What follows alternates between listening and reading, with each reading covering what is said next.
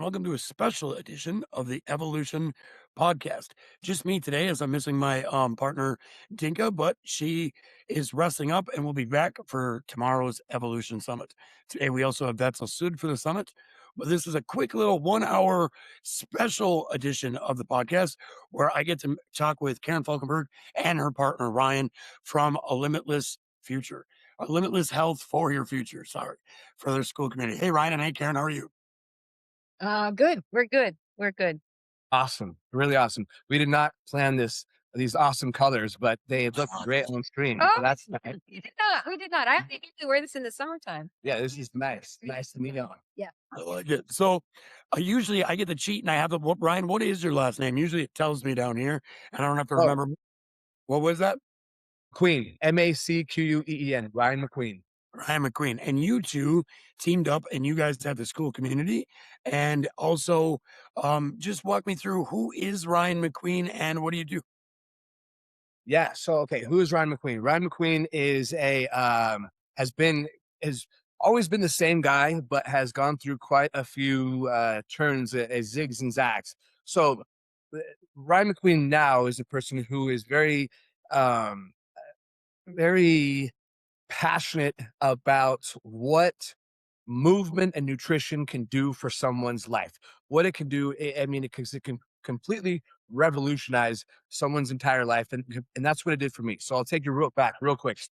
Growing up, I was a very serious athlete. I played baseball and I boxed. And for baseball, I was on a very strong trajectory. I have full ride scholarships to all the best colleges in the country as a middle infielder and a catcher. And I played in the Junior Olympics. I just, very into baseball. But also at the same time, I was also on the verge of being a drug addict and an alcoholic. And I was able to get away with that for a little bit and still be really good at baseball. But after a certain point, those things just completely take over your whole life. And so that's what happens. So I didn't lose the scholarships. I just didn't take the offers up. I didn't go to college. I completely turned into a full blown drug addict and alcoholic. Ended up homeless for 3 years, 2 years the first time, 1 year the second time. And so after the second time, what happened was my cousin, he came and he picked me up from jail for the last time that I was in there. And he goes, hey, it was a Friday night. He goes, we're going to do a hockey game tonight. And so that's going to be fun, go out and do something on a Friday night. And he goes, we're going to get a hotel room, then an Airbnb, because I was homeless, had no car, no job, nothing. And he goes, we're going to get an Airbnb for as long as you need and to get a job, save up some money, and then we'll move in together. Saturday morning, so the day after I get out of jail, he goes, we're going to the gym, getting you a gym membership. We're just going to be done with all this stuff. And so I was like, okay, I mean, none of this, I always tell him this, none of this was my plan. Like now I'm a fitness professional. I help people change their lives. And I hate that, like, oh, I change people's lives. I don't mean it like that, but I help people change their own lives. And um, but none of this was my plan. So he picks me up, we go to the gym, and it was just on from there. But it didn't start out as anything fancy. I wasn't doing any fancy programs. I wasn't taking a bunch of supplements. I wasn't doing all these things. I used to go to the gym in my jeans and my work t-shirt and my regular shoes, right? And I would just do the same thing all the time. I would do push-ups, pull-ups, and squats. I had the least sophisticated program in the whole world, but I went every day. We just went every day. And slowly I started acquiring new skills and new ways of writing programs for myself and supplements to take and ways of eating. And it started showing up, right? Not only physically, but mentally. People that knew me were like, wow, from drug addict alcoholic to this guy who's really starting to become knowledgeable about fitness and also look like he goes to the gym a lot. And so that what happened from there is I started helping people for free at the gym. They would ask me, hey, what are you doing here? What are you doing there? What are you doing for nutrition? And so I would just help them for free. And over and over and over, kept telling me, you should do this for a living. Like, you need to help people do this for a living. And I thought, nah, I don't want to do this, because it was this thing that was actually pretty sacred to me, because it legitimately saved my life from being a drug addict and alcoholic. And I had heard before that sometimes when you start to work in a thing that you're passionate about, it can kind of ruin it. So I was afraid that was going to happen. So I was like, no, I'm not going to do that. But this continued. People kept telling me. And then what happened is I realized how good it felt when someone would come back to me and go, hey, that advice you gave me or that whatever, it really worked. And so I thought, this is not going to ruin it. This is probably going to make my passion for this even stronger. And so I started, and one thing led to another. I got one client and then another one and another one. And now I have this, we have this full blown business. And like I said, not only did it not make me less passionate about my passion, it's amplified it by infinity, um, by turning it into a job. Yeah. That's so cool, man. I'm sure Karen told you a little bit, but I have a parallel story. Addictions. I was like a cage fighter that got a lot of concussions, head injuries. I coached. I was decent at that, but I never really like found anything else afterwards. Addictions plagued me for years. Alcoholism and fitness saved my life. So it's pretty. It was lighting me up to hear how that works. So when after you're like, did working out kind of become your new addiction? Because I know with me it definitely did. But did it kind of become like a new addiction for you, if you will? That's a really good question. I suppose you could say it like that. Yeah, because one of the things I used to think about is the drugs and alcohol. So for me, methamphetamine was my drug of choice, and the alcohol. Those things, they release certain neurotransmitters in your brain that feel really good. That's the problem with drugs and alcohol is they work, but they only work in the short term, and while they ruin everything else. And so I used to think, well, I'm obviously after these certain mental neurotransmitter things that are giving me this feeling. And so how can I achieve that same neurochemical, environment, but with in a way that gives back to me? And with the working out, I started realizing that this is what's happening. I am getting that same dopamine and serotonin release that I was getting before with the drugs, with the alcohol, which felt really good, but I don't know that it necessarily was an addiction. I suppose you could say that it was because, uh, if don't work out, or if I miss too many days in a row, right, I start to feel a little bit not as strong as withdrawals, but, like withdrawals, right? I need it. I need it for my mental health. So in that way, I suppose you could say it was a little bit of an addiction, but really what it was is it was just like it spiritually, in my heart. Yeah, I could just tell how good of a thing that this was for me. But not just for me, like when the people that you love around you start really loving you being around, right? That's a really good feeling. That's an amazing feeling. And so I suppose I was maybe more or as addicted to that, to Yeah. to not that no not that everybody wasn't loving me while I was an addict, but it's hard to like someone when they're an addict, when they're in and out of jail and all this. And so I just kind of like reintegrated into my family and the people that were around me. And that was addicting. I love I love how you put that because yeah, you're so isolated, and I also have been in the mental hell torment that is methamphetamine. So good job on that. That is some nasty. If you haven't ever done that, you haven't seen some places that I think we have that have fallen into that trap. So good job on you, brother. But I see that there's this disconnect where people think that for me anyway, where people think that when like, oh, you get into shape and you're breaking free from an addiction or an old way of life, you have to like do it all at once and you have to like start thinking differently and becoming differently. I worked out 30 days after I quit drinking, 30 days in a row, no rest days, like 15 minutes to a half hour, only with resistance bands. I did like the same thing. I lost like 72 pounds, no sugar in like 90 days. I was muscle memory. I'm a firm believer in, but yeah, I went from like 230 to back to my fighting weight of like 168, 170 in 90 days, just no sugar, working out and not drinking alcohol anymore.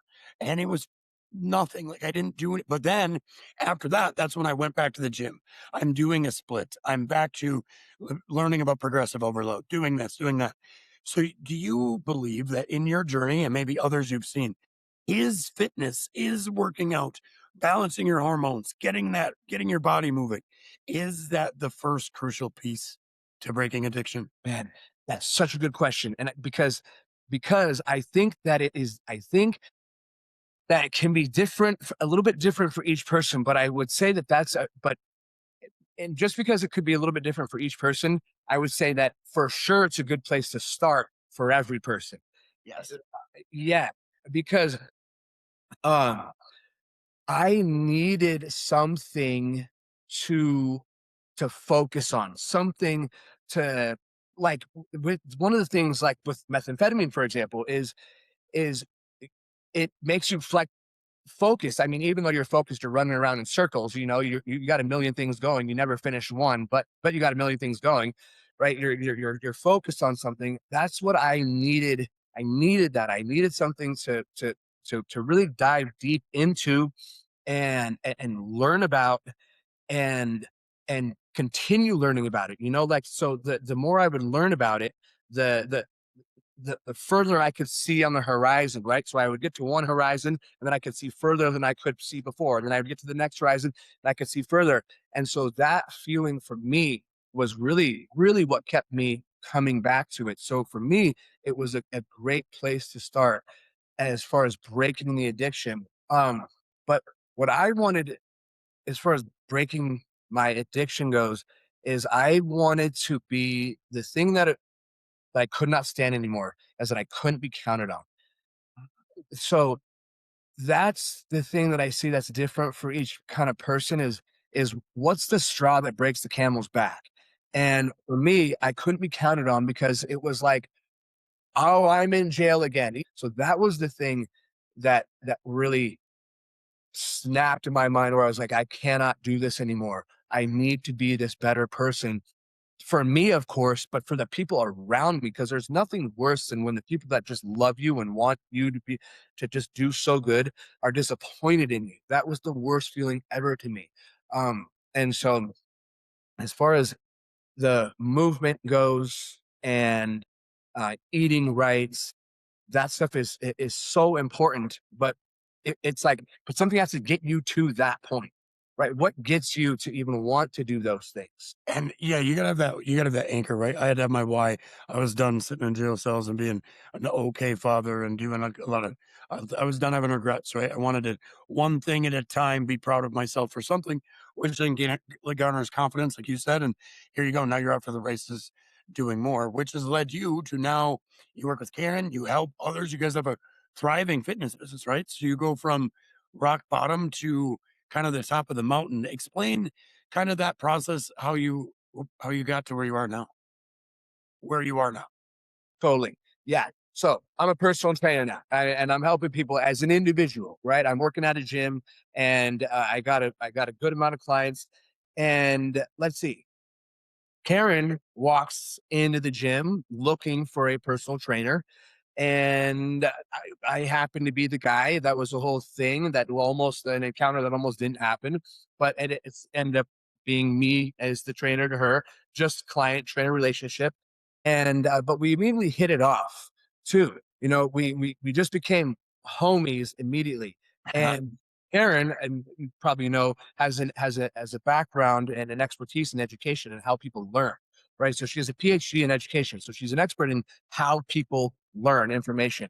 And so as we're going on this client personal trainer relationship, I'm starting to realize like, wow, we really see eye to eye on a lot of this stuff. And I have this expertise about the what needs to happen with weight training and nutrition and all these things. And then she has the expertise of how people learn. Because one of the things that goes on in this world so much is that people don't know what information to learn, and they're not really good at absorbing the information, right? They can read an article on the New York Times or on men's or women's health and why blueberries are good. Oh, this so blueberries are good for this. And then the next time it's like push-ups cure Alzheimer's. And then they go, oh, push-ups are good.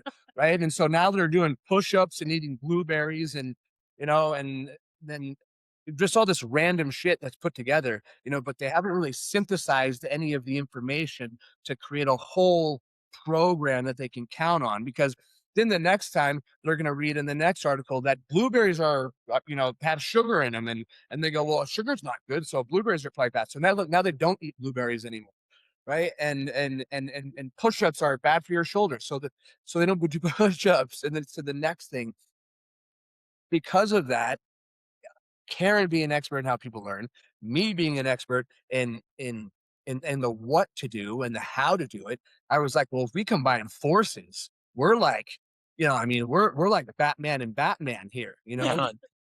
Yeah, this is awesome. I want to tell you, Brandon. So what happened is, so from my perspective, so I had just started rehabbing after this serious brain injury. I was under the care of a brain doctor for 6 months. So I'm still under the care of this brain doctor, and I go into this gym because the physical therapy I knew is not going to get me there. And as Brian said, coincidentally, I talked to some other trainer, and I was like, okay, cool. I didn't know the gym, I didn't know him, didn't know any of those people. But just as I'm walking out the door, he walks in, which is why he said we might not have ever Yeah. met each other. And so right away, I put the other trainer's card down. I'm like, oh, forget that guy. This is the person that's going to get me to where I need to be. And my goal was to like do one push up. That was one pull up. That was it. I mean, that would have been success. And then right away, I realized what he's serving up is what I need to be eating right away, Yeah, I like that. instantly, instantly, instantly. And so over time, well, at one point he said something about my name, and I said, my first name is Show Up, and my middle name is Determined. Yes. And that's just kind of the energy that we both have, right? I mean, we're so connected because, in a way, at one point I said to him, are we already related somehow or other? Because we're so similar, but we have our own unique differences, right? The distinct supports for each other. So anyway, that was really for me the key because at 61, which now I'm 68, at 61, I thought maybe things were like that was it. I was just going to get how to do one pull up and be done with it. But it opened doors to me that I said so many people need to have the opportunity to learn about this, learn from Ryan, learn with me, and we can create this incredible opportunity for as many people as can possibly fit through the doors. Right. Yes, Right. totally. And we used to joke about this before we were business partners that she's going to be my best advertisement of all time, right? She's going to be better than the best social media post or whatever, right? It's her, because she's going to be walking around, all these, women talk. That's one of the great things about women clients, is they love talking. A lot of times the male clients, they can be a little embarrassed if they have a personal trainer. They might not even tell anybody. But a woman, she's like, oh, I got this trainer. And then the women are all asking her, well, what are you doing? Right. And so she gives me credibility with a crowd that I might not have a, a lot of credibility with. I would have some, like I still was getting women clients in her age range before Karen. But there's But gonna be an intimidation, right? There's gonna be a little slight factor of, I mean, like, look at you. You don't need ads. You're a freaking walking billboard. You're jocks, dude. Like, you don't really need anybody. You're your own billboard. But that can be intimidating to somebody right. that's getting into fitness for longevity. They're up there a little bit. They're wanting. They have different needs than being jacked. So they're gonna look. They might look at you and go, well, that's not the trainer for me. Or I can see Karen being bridge, being like, well, they did it for me. And yeah, so I love that the team up, like, you guys are perfect, in my opinion. Yeah. And then, Thank you. then what happened is then COVID started and we said, let's try this out on Zoom with some people that we know, actually literally in the living room upstairs because we didn't have this gym. And the thing that's really cool about this is people join us and they never say, I'm done. I'm done. Because it's a community, right? And the people like to work out together and they see their friends on the screen and they have these chats together. And so it just becomes a way of life, which is so, so rewarding for us because they're our friends. Totally. Yeah. Nice. Um, so Ryan, in your travels as a trainer, and you brought up something I'd love to me, you and Karen could probably talk about this for hours, so we'll be careful on this subject. But you brought up something that, like, hey, eat the I forget your example, but like, this is good for you today. Blueberries. Blueberries are great for you. Eat them. Blueberries are bad for you. Do you see, since you've been in the training industry as a professional, the information getting more widely confusing, the social media screwing a lot of things up because there's a lot of rage bait and influencers. And how do you see the state of the fitness and nutrition industry right now? Yeah. Yeah. It's the right thing. I mean, it's crazy because everybody is trying so hard to basically like peacock, right? Like everyone's like, hey, look over here, right? Because there's so many fitness professionals is the thing. Okay, here's the other thing. A lot of fitness professionals aren't even actually fitness professionals, right? They just consume something that's on the internet, and then basically they're just plagiarizing, regurgitating something that they read on the internet, posing as an expert. And so they're saying one thing one day, and then they're saying that's completely different thing the next day because they Googled something different, a week from then, and now they're saying this thing. And so there is so much there was so much to gain from having lots of eyes on your social media page because now you can sell ads. So people say all kinds of crazy stuff. People say all kinds of things like, like, we've even learned this from certain business coaches, right? Is that you want to be polarizing and you want to say things like against the grain. So people will say things like, why red meat's gonna kill you, right? Or and then this other person over here is like, red meat is nature's truest superfood, and you should be a carnivore. But over here, it's like everyone's gonna die if they eat red meat, and then over here, it's like red meat's horrible for the climate. So someone's just like, wait a second, what's going on?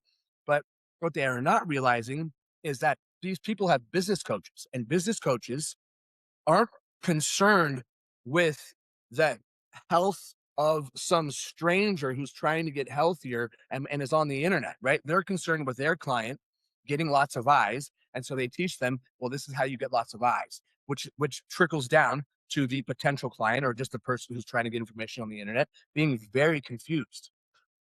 I And that's why I love and adore this platform, because on social media, you don't know what you're getting. You're floating through, you're scrolling, you got 50 people saying the opposite things, right? Saturated fat's bad for you, saturated fat's killing your heart.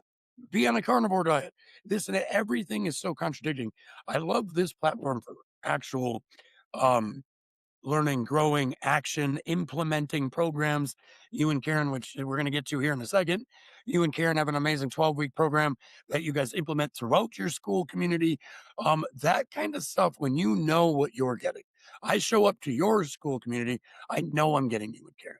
I know everything you're telling me. I can grow to trust you, see you guys in videos, show up to live groups, do before I ever hit purchase, right? And I think the problem with social media is it's everybody's waiting for that quick, like, oh yeah, quick buy, quick buy. Where school lets you get to know who you're going to be working with, and they get to know who they're going to be working with. And perfect little segue with bringing school into it. As I mentioned, you and Karen have a 12-week program. Can you walk me through how you guys execute that a little bit? Yeah, it's what we've done over the years is had all of the content, but it wasn't as organized into the program as it is now. So it's called Create Power. And I just made a little video earlier that talks about really what does power represent and what the important thing here is, and I mentioned in that little video, is we used to call this group, our group, the art of energy and strength. And Ryan came up with that name, and I thought it was a wonderful name. It really resonated with a lot of people. And the point of that is you need energy and you need strength to really live a great life. But there's an art to it because there's a certain amount of physiology, there's a certain amount of exercise science, there's a certain amount of biology and biochemistry that works for everybody, but not everything works for everybody all the time. So the 20% that you need to adjust for yourself, whether it's I can't do this or I had this injury or I would never eat tofu because I think it feels terrible in my mouth, whatever those things are, you've got to make it your own. And so that is a big part of what this program is. But 12 weeks, it can extend. Really, it's not a start and stop necessarily. It's a kickstart to get into health and fitness in a way that really brings all these pieces together. And so what I was talking about earlier is, so the acronym Create Power. So power represents the patterns that we have in our lives, right? So whether it's the mental trash talk, whether it's the rumination, whether it's the habitual things that we do that we don't even think about, how we pause from when we have a stimulus to a response, that's where we can take ownership for ourselves. In that little stimulus to response space, you can make a change for your own health to be more powerful. The O represents ownership. So when we think about taking ownership for one's health, what we talk about is there's a difference between external accountability, and external accountability is great. I mean, we have parents that have told us to do things, and teachers that have told us to do things, and coaches that have told us to do things, and we've done them for them because we know we're going to look bad or get in trouble or whatever. But ultimately, it's us taking ownership for our own health. And so there's a difference between someone saying, I have to go to the gym versus I'm a healthy person. And so my workout is scheduled for today, and it may be snowing or it may be raining or whatever, but that's what I do because that's just a part of who I am. And so the identity shift is really an important component of this power idea. The W represents the wisdom of whole food, nutrition, and the wisdom of workouts, right? And so not every workout is going to work the same for everybody. I can't do what Ryan does, but I can do what I can do, right? And it's going to be the right workout for me. And people to recognize that when they own their power, they're really thinking about what they eat. Those things that they eat are creating their new selves, right? And so you own your future when you own what you put into your body, into your mind, into your ears. And then, so that's POW. And then E is energy. There's three kinds of energy that we put into this connection here: your physical energy, your intellectual energy, and your emotional energy. And we all know about people that drain us. We all know that where we get gains. And throughout the day, we have gains and drains. At some point, what you want to do is have more gains than drains. And so, how do you take ownership for how you structure your day so that you have more energy at the end of the day to be who you best are than being drained at the end of the day? And then the R in power represents resilience, right? So it's a rest. And the fact that rest is not necessarily earned. You can rest when you need to rest because rest is preparation for what's to come. Everybody deserves to rest. Recovery, and particularly resilience. And so what I think is, when we get to be over probably 15, but really let's talk about 30 or 40 or 50, we've all gone through, and both of you have said, right, how your past has formed who you are now, right? So you wouldn't necessarily say, I recommend that you become a meth addict because it's going to really make you better. But you get out of that experience things that you could never have gotten in any other way. And so how stress can cause you to become, when you think about it incorrectly and benefit from it, how it makes you anti-fragile, right? And so all of these five pieces in the terms of power is really becomes this kind of like a web, right? As opposed to here's your list of nutrition and here's your list of your workouts and here's the way you should be sleeping. It's not this list driven kind of nonsense. It's really this integrated way of how do you live your best life, owning your future by what you do today. That's how it works. Wow. So there's the teacher answer, Ryan, that you were talking about there. Yeah, that's exact bingo. That I'm so happy that you picked up on that because that's exactly right. Because for me, okay, the reason why my drug of choice was methamphetamine is because I had ADHD. Now I don't like to lean into that diagnosis too much because I just don't like that. But my point is that I have this way of being, right? And so I was always prescribed Adderall my whole life, and then methamphetamine became the thing that was doing the same thing. So having this ADHD brain, I was really good at acquiring a lot of information because I love it. I'm a learner. I love learning. Speaking of like dopamine that I was getting from the methamphetamine, the dopamine that I get now from is one way is learning.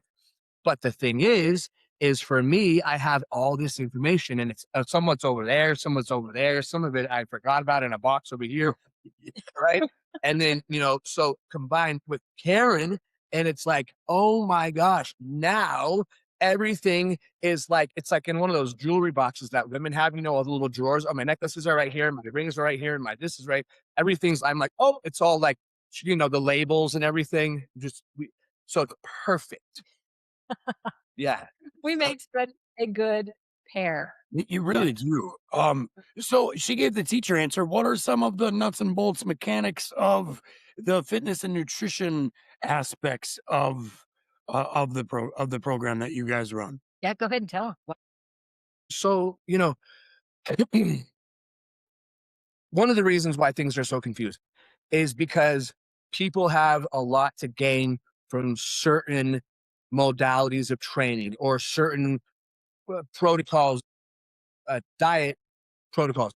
Like people are heavily invested into keto supplements. So keto is the best, and these people are in paleo, so paleo is the best. And then other ones over here, carnivore, they sell organ supplements, and so carnivore is the best, right? And so that can be very confusing because if you have everybody saying that their way of doing it is the best, and you want to get the best, well, then who do you go to? And so for us, what we have done is we're not taking a stance on any of them and going, this is the best, this is the best, this is the best, because people always want to know. They always ask me, hey, this workout split, is push pull legs, is that going to be better than like a full body part split 4 days a week or what? Like, so what's the best one? I want to lose fat or what's the best one? And I'm always like, the best one is the one that you're going to do. What's the best workout plan? It's the one that you're going to do. And so let's say, for example, that I created you just, in Fantasyland, the perfect workout program, the greatest workout program of all time, but you hate it.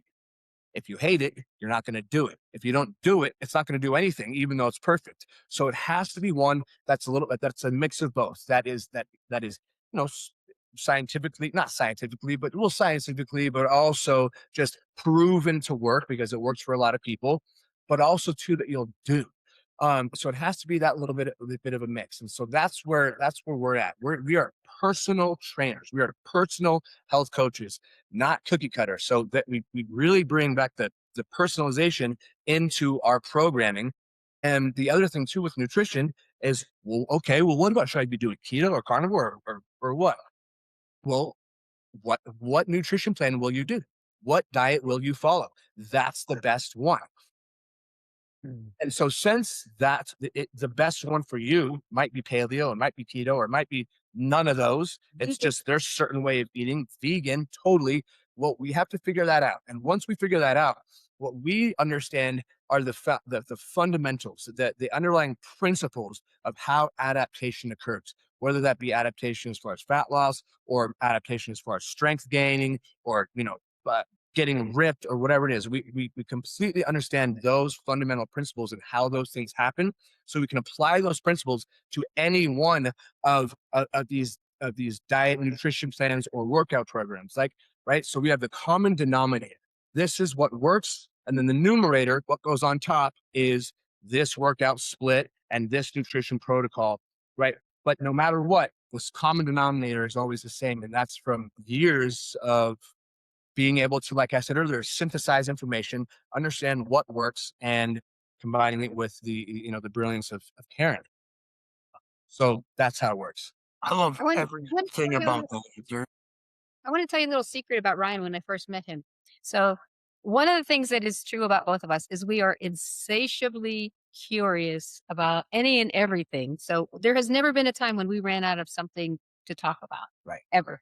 Including one time I said to him about something, and this is right when he first met me. We were talking about vitamins, and he said, "Oh, I have to tell you, this is what I do with vitamins." He said, I study them. So I'll pick a vitamin and then I will study it for probably 3 weeks. And then I know everything about that vitamin. Well, I don't know anybody else in my entire years on this planet who has ever said something like that to me. So the skill of being able to take in all this information and bore down and understand it at this incredibly complex level is a gift that he brings to everybody that he interacts with. So cool. I can already tell that, man. I could talk you. We could probably do this for a long time. I could Oh, dude, totally. answer because we align so much. If you give somebody a diet plan that they absolutely hate, 2 weeks from now they're not going to do it. And then guess whose fault it is that they didn't lose any weight? It's the coach or the trainer or the wellness person that they went to. So I really try to meet people that I work with in the wellness, nutrition, fitness. Most of the time, I'm always working on. We start here with the thoughts and stress reduction of habits anyway, because people people have too much on their plates these days. So they're like, "Oh, Brandon's going to give me 6 hours of workouts." No, you only have time for 10 minutes, and you're not going to do any more than that. So we have to start at 10 minutes a day, because I'm not going to give you 6 workouts a day and an hour workout. You won't do it. So I love how you really leaned on that with your program. What are some of the results that you guys are seeing with the people you're working with? Oh, And she stay forever, so that's the best result you could have. But yeah, what kind yeah, of it's magical. We'll give you an example of one client, and she started with us about a little over 3 years ago, and she got on the screen for her intake conversation, and she started to cry, and she was crying because she really was frustrated with her inability to lose weight, and she was older, and she wanted to make it work finally. So, the short of it all is she, put some ultimatum down. I'm not going to drink green smoothies. We're like, cool, that's not a problem. I'm not going to do this. Okay, fine. All these, sort of, these are my guideposts about how I'm going to have this experience with you all. Well, one of the things that she does is she spends time every year in Hawaii over the winter with her husband. And I'm going to let Ryan pick up and tell a story about one of the major changes that happened to her from year to year, and what she accomplished. Yeah. Okay. Yeah. That's so cool. So our favorite examples are these real life examples, right? Right. Where someone takes their fitness that they've gotten stronger, and then how it shows up in the real world. So this lady, so her and her husband have been going to Hawaii they snowbird. So they go to Hawaii for like 4 or 5 months every single year. It's been like this for like 30 years. And so there's this spot that they love to go snorkeling in. It's their favorite snorkeling spot, but it's not the most accessible thing because you have to walk, through the water, and then you have to dive down in some hole. But the coming out of the hole part is difficult, and no one can help you come out of the hole. So it's all on you. Are you physically able to push yourself out of the hole while still being in the water, stand up? And so year after again, so they've been doing this for about 30 years. And so each year that they would go, she noticed that her ability to pop out of that hole was getting less and less. And so the year before that she came to us, she had thought to herself, this is going to be the last year I'm ever going to be able to go snorkeling here, because she was barely able to push herself out. She goes, so that's a wrap. And what this is one of the reasons why she sought out a strength coach. And it was for that example right there. So we start working together basically right after her initial that Hawaii trip where she thought, I can't do this anymore.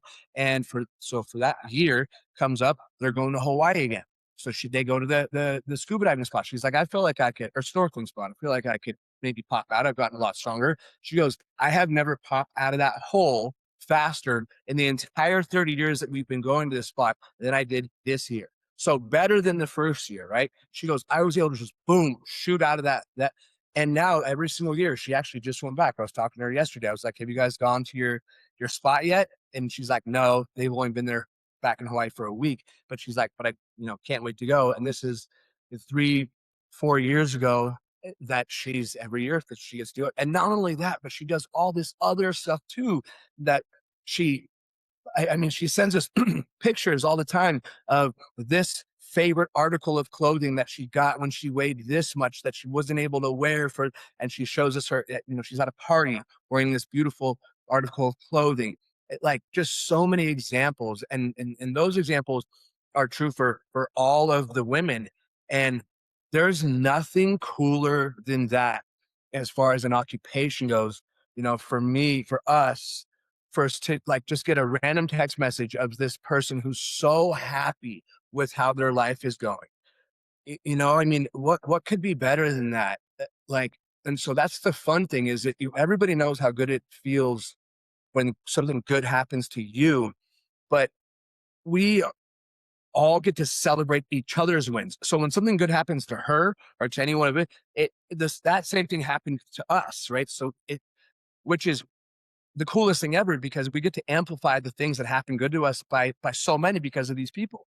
There's nothing cooler than it. Absolutely nothing. Like when I a couple of years ago when I first started really in this space, you get that first, like you said, text of, "Hey, thanks. Without you, I couldn't have." And I remember reading that, and like that was a big moment for me in my transformation journey where I kind of looked in the mirror and was like, okay, here you go. Now don't stop this. Like get more of that. And since that moment of that first like result, I've just wanted to chase more of that feeling because there's nothing cooler than when somebody's like, oh my God, I can do this now, or I did this, or it's just so cool. So cool. Not to cut you off. I was going to say, and this goes back to the conversation that we were having, I think you and Mark Lawrence and I were having yesterday, where it's one thing to be able to do something that you haven't been able to do or reclaim your ability to do something when you're 30.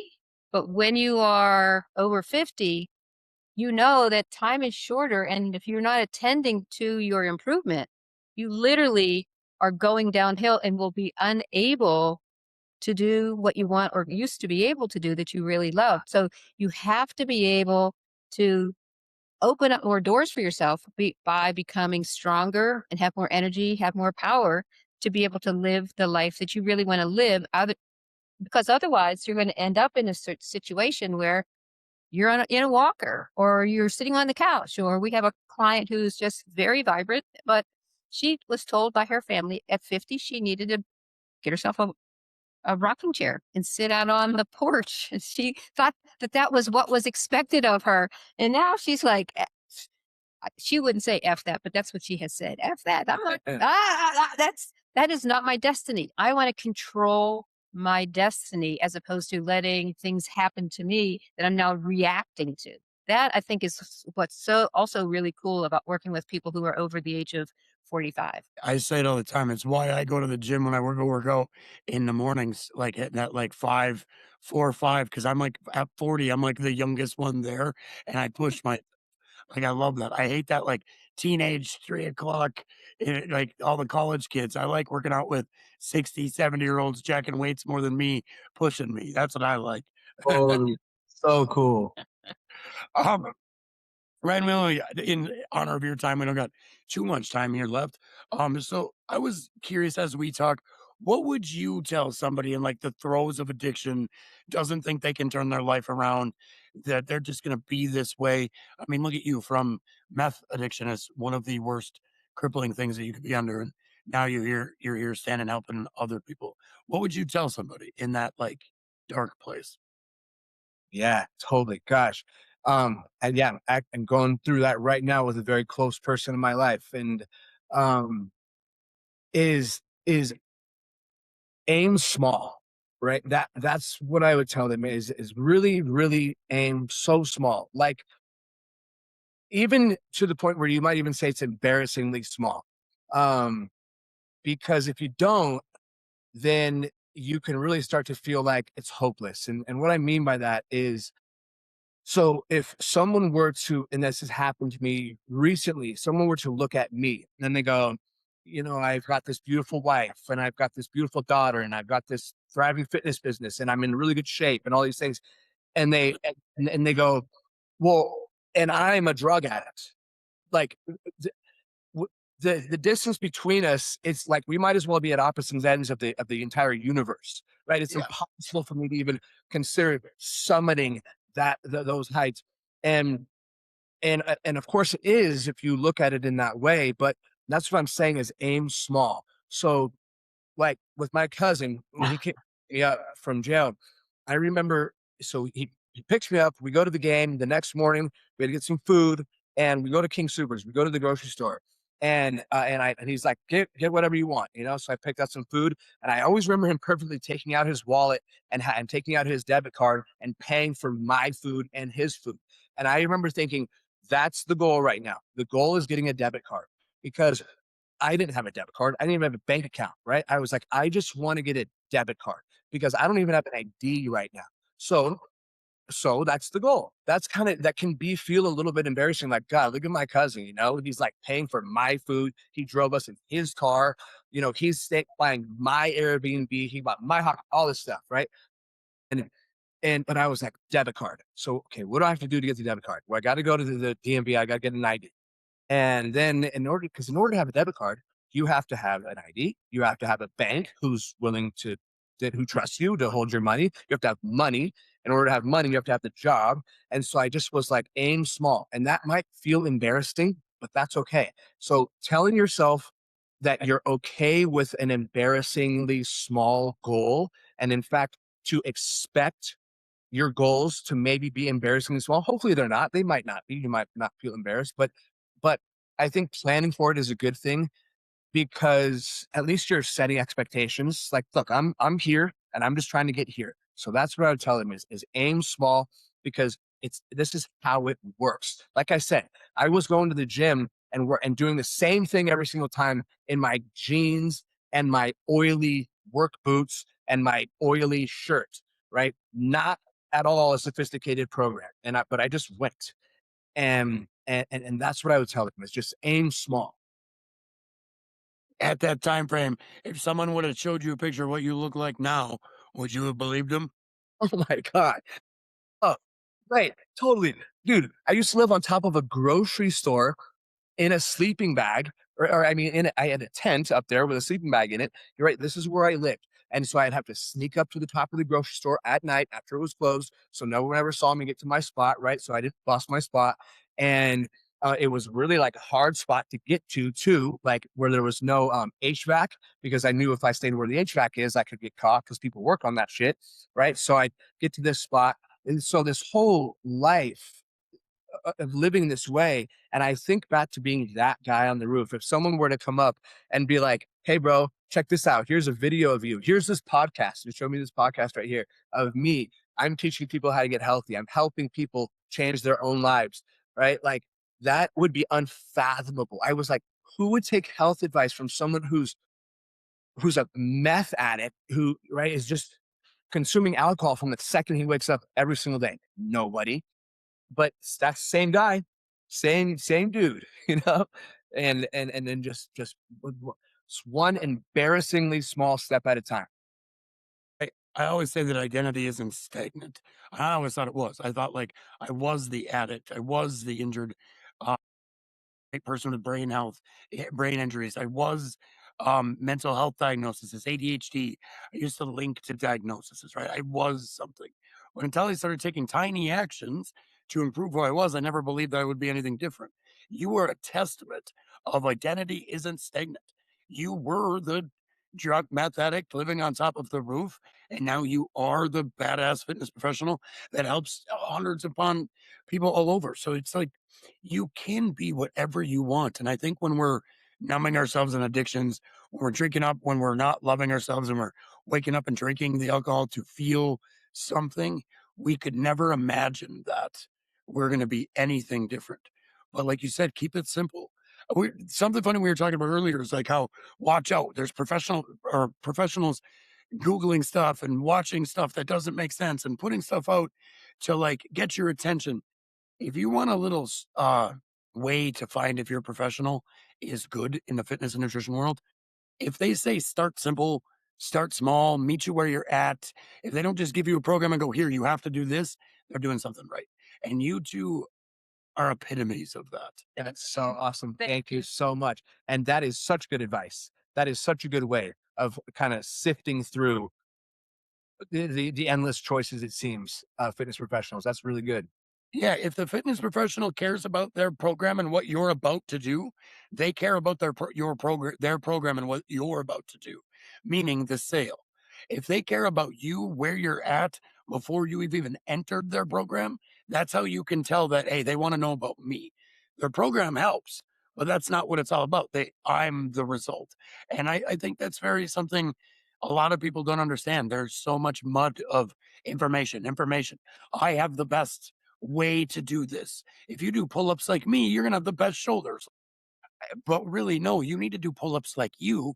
Because if you do pull ups like me, you might hurt yourself. I've been doing pull ups for 20 years and I'm my favorite. Skinny little guy, but I can do like 100 of them in a row. I like pull ups. So you're not going to do pull ups like me. And you have to do them like you. And I think that's the disconnect on social media is people want do it like that. Do carnivore because I have spike protein pills I want to sell you. Right. Right. That's right. Yeah. No, that's such I have said this to Karen multiple times that in general, there's two kinds of trainers. There's the one trainer who's super in shape and super jacked, and they walk around going, look at how amazing I am. I'm so amazing. And if you just do what I do, then maybe you can be amazing too. Maybe, but you just have to do what I do. And then there's the other trainer who goes, I'm not the amazing one, right? I You're the miracle. The client is the miracle. And so I'm just really kind of leading from behind. All I'm doing is just illuminating a path for you to walk forward on. And so you're the one who's the absolute masterpiece in this whole thing, right? Not me. It's you. And so if you're going to work with a trainer and you notice that your trainer is not interested in you, and you can tell this very quickly, you can tell immediately if someone is interested in you or not, if they listen to you. Do they ask you questions? If they ask you a question, do they actually listen to your answer? Or do they ask you a question so that they can actually just talk about the question they asked you, right? You can tell, if you know anything about communication, it's very easy to tell if somebody is more of a narcissist, and I don't like to throw that term around, but someone who's more self-centered or someone who is very others-centric, because you want the others-centered trainer. Yeah. Yeah, it's super crucial because if they care about, again, just the end results or the programs or the whatever, they're going to miss things. They're not going to listen, like you said, and you're going to get hurt. Some people's climbing Everest is like your client is standing up, tying their shoes.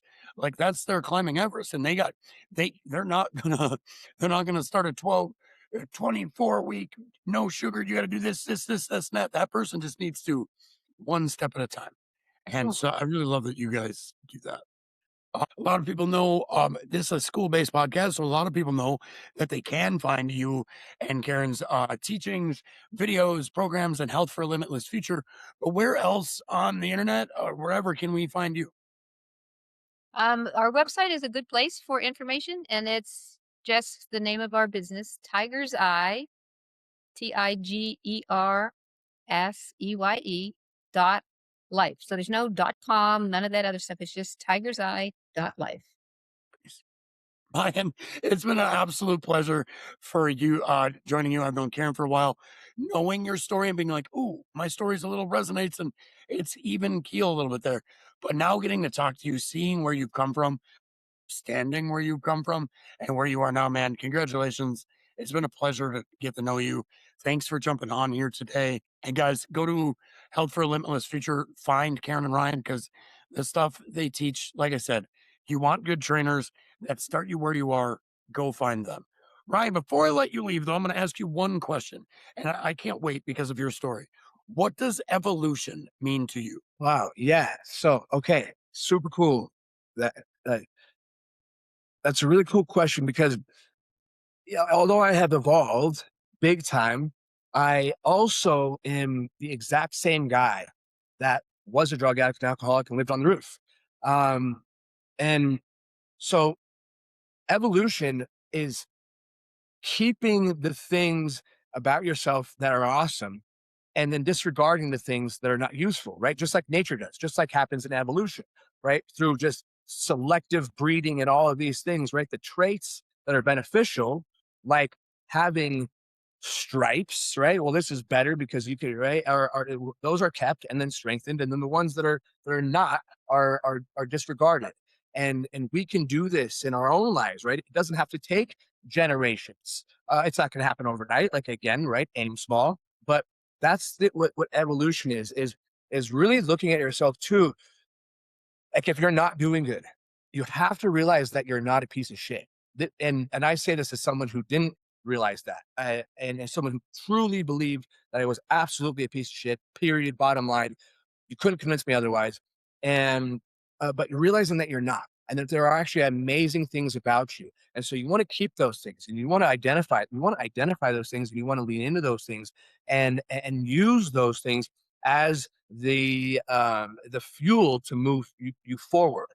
And and then start to slowly disregard, slowly start to drop and get rid of the things that are not useful to you anymore, such as telling yourself that you're a piece of shit. That's one example, right? So that's what evolution is you're going to be, I'm not a different guy. I'm the same guy. I have some things that are different and some things that are the same. And that feels really good to know. Well, man, I'm glad you conquered the things in your journey that you have so you can give back and impact as many people as you do. grateful that I've gotten to know you, man. Thanks for coming on today. Hey, the Evolution Summit is almost over. We got 2 guests left. Podcast is recording every Wednesday. Thanks for putting up with me being clunky and my brain fog here and there. I'm getting used to this accidental podcast host thing, though. Ryan, Karen, thanks so much. Never stop evolving, everybody. Have a great day. Thank you. Thanks.